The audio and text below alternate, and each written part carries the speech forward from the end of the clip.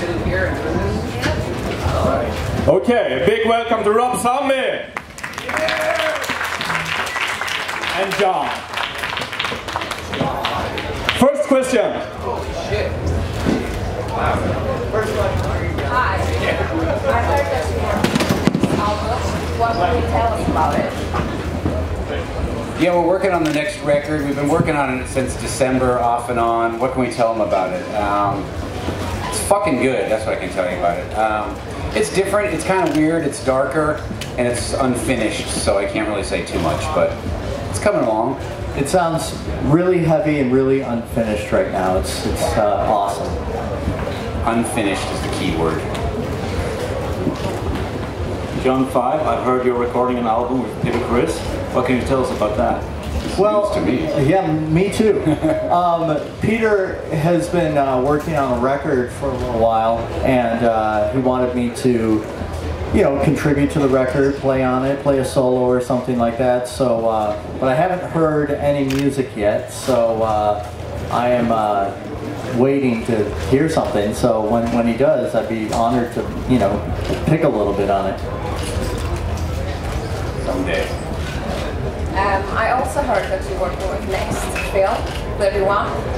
Is it true? Yeah, the next film I'm doing is called 31. I will probably start shooting that in October or November after we finish touring and finish the record. And yeah, that's about it. Everything else about it's secret at the moment. I'll reveal all the details in a couple weeks. Further questions? No. That was easy. Hi, I'm Paul from Classic Rock Moscow, Classic Rock Russia. Your concert was scheduled in Moscow, but then it was cancelled for some reason. Can you give us the reason why? Well, the entire last week of our tour was canceled due to a conflict with the movie. It had been booked, you know, unfortunately, by trying to do movies and tour, the people I work with on the movies and the people I work with the touring don't ever talk to each other, so they always book everything at the same time. So that was just scheduling conflict, unfortunately, because I really wanted to go. We're both looking forward to it. Yeah, I love it over there. Yeah, you've been there before. Yeah, I've been there before, and it's incredible. We, you know, I'm always talking about it, so we're gonna hopefully get there soon. We'll come back. Well, for the first time. Next question.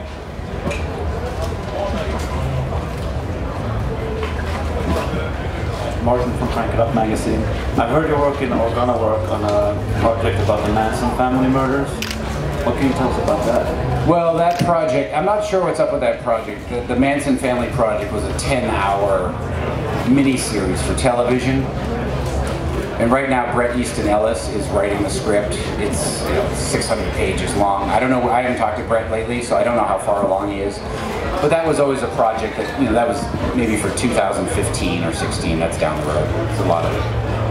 He's got a lot of work to do. Is it for a TV series or a book or a film or all three? Well, that was for a TV series, yeah. That was, well, for a limited, it was 10 episodes for Fox TV. Further questions?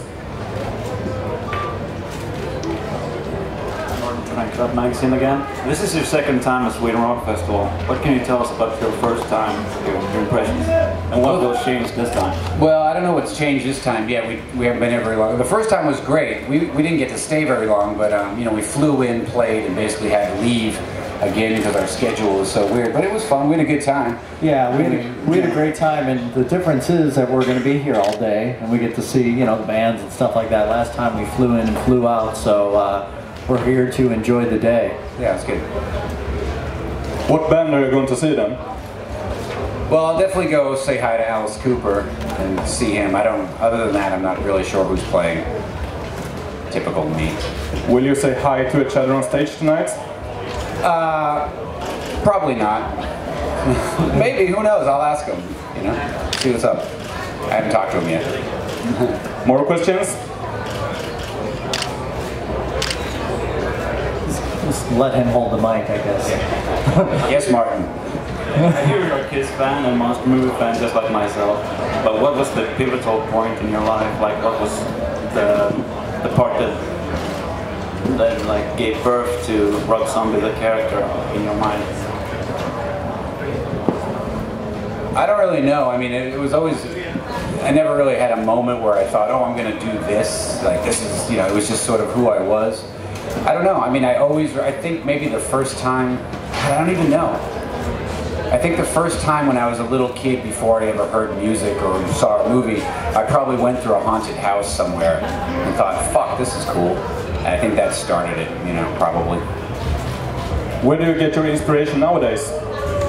You know, I don't know. I mean, actually, what I've been doing lately is going back and listening to a lot of music that I haven't listened to in a long time, that I used to love, and it's sort of been re-inspiring me. What was I talking about the other day that I was listening to? Things I used to, you know, this guy Jim Thurwell, who did like Scraping Fetus, all those records, he actually produced our first Geffen demo.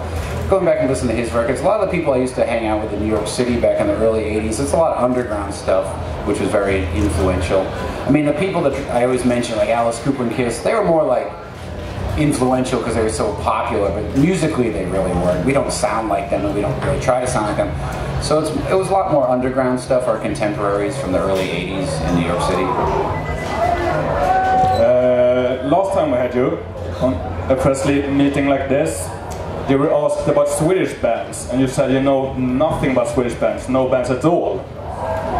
Do you know anything today?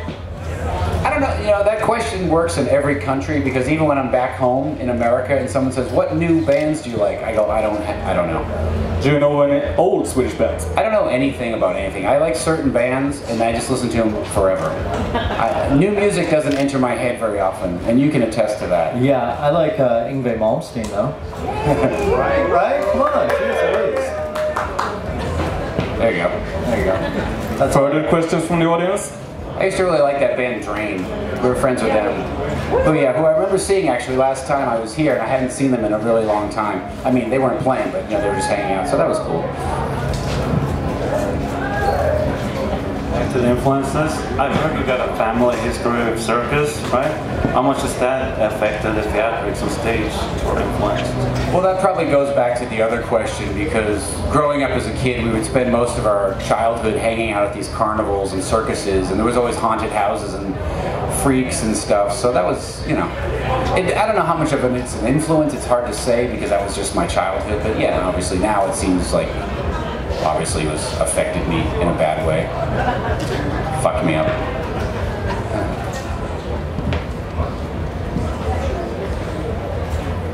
It's me again. So, if you are not listening to any new bands, are you watching for the new horror movies? Not really, no. I don't know, I kind of am stuck in the past, and I like to stay there. I'm not really happy with anything that's going on now. I like to live in my own little bubble. Don't you think? We kind of both do. I like the Diane word though. That's not a movie though. No, but band-wise. But movies, you know, like, I'll go see all the new movies and things like that. I'll go see everything. But I really, really enjoy what I grew up with is the Universal monster movies. You know, I love that. It's just comforting to me. This is usually what happens. John goes and sees a new movie. I go, how was it? He goes, you wouldn't like it. Right. So I don't bother. Right, exactly. That's my advice to him. So you're his movie assistant? Yes, exactly. And I say... He keeps me from having to sit through a lot of shit. Right. So if you don't watch new movies and you don't listen to new music, where do you find your inspiration for your creative work? I don't know. I mean, there's been enough things that have come in and out of my brain in my life that I don't really have to search for things. You know, I have no shortage of ideas for movies or songs or anything. So it's not very difficult. I never feel, oh my God, I got to find something to be inspired by. So I don't know. It's not a problem. Next, please. Is that it? Hi, this is Fernando from Metal Eyewitness in Buenos Aires, Argentina. You've been there last year. Is it easy for you to travel and tour South America? Is it easy, for example, to tour Europe? And which difference do you find in the audiences from South America, in Europe or the USA? I found that in South America the audiences like to sing along. and I've never seen that anywhere else. But not just the choruses, like they sing the whole song so loud. That was kind of actually, like in Argentina, it was amazing. I mean, I never saw, because, you know, I've never seen that before, so that kind of blew me away. That was kind of amazing. And then there were so many, you remember this, there were so many fans outside of the hotel, we couldn't even go anywhere. I mean, we would have to take, you know, underground things and yeah, you know, kind of weird too. wear mustaches and wigs and stuff just to get out of the place. You know, the place was mobbed. It was crazy. And it's easier to tour South America than Europe or otherwise? I mean, as far as the touring, it's all pretty easy. You know, you get on a plane and you go to the airport and then you're there. So no, it's all good. I mean, you know, for most of my career, I haven't toured that much outside of America until now. You know, but now that's all I want to do. So, you know, we're going to go back to South America soon, and we're back here pretty soon. So, you know, it's good. It's all good.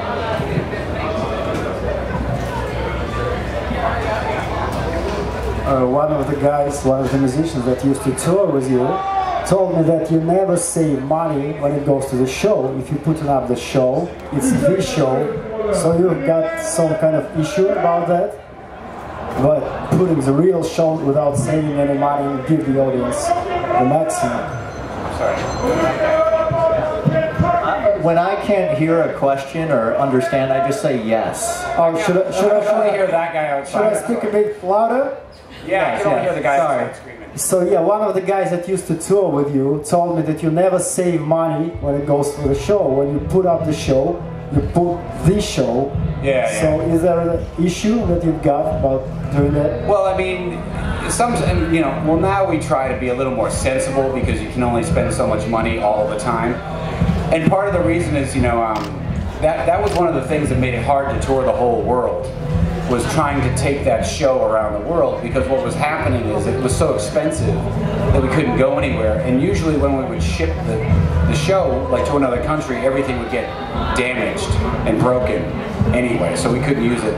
So we now have a more compact show that we can ship around the world. So and now we also have a DVD that just came out that everybody all around the world can enjoy and see that show. So everybody can see where we spent all our money. Exactly. You were both talking about your childhood when coming to inspirations, both musically and film. My oldest son is 6 years and he loves your image, he loves everything about you, your music. Have you ever thought about doing anything with children as the target? Well, the funny thing is, it seems like we already are, because everybody tells me that. Everyone's like, oh, my 4-year-old loves your music. So I'm like, I guess it's already childish. We don't have to water it down, you know? Yeah, we're seeing more and more younger people at our shows, which they know all the words and stuff, and it's great, you know, and that's what's important. It's great because the old fans are going to die soon, so we need the younger fans to come out. True. Sad but true. Yeah. Hi, Charles from Sweden Rock Magazine. Going back to your movie discussion again, what do you feel about the Lords of Salem compared to the other earlier works, which were more balls to the wall horror flicks, but this Lords of Salem was took a pretty different direction, I think. So how do you feel about the Lords of Salem, and would the next movie be something like it or completely different? Well, I mean, I'm echoing. I feel great about the Lords of Salem. You know, I mean, I feel great about every movie because I always want them to be different. You know, the fans are. The funny thing that the fans forget sometimes, they're like, "Oh man, that movie's not like the other movie. Why did you do that?" But then I remember, but you didn't like that movie either when it first came out, or the other one, or the other one. So people always want you to just keep giving them the same thing, unless you give them the same thing, and then they go, "Fuck, why do you keep making the same fucking movie?" So, you know, I always want them to be different, and the next movie is very different from that. So, you know, it's basically whatever crazy thing pops into my head. So, luckily, it's always kind of different. All right. There you go. Final question. Talking about what was typical for the South American fans, what is typical for the Swedish fans, audience? Well, unfortunately, since we've only been here once, I don't want to tell you what's typical about you. Ask me after the show tonight, and then I'll go, typical Swedes. You know, but right now I don't have an answer. All right, looking forward for tonight. Thank you. All right, thanks.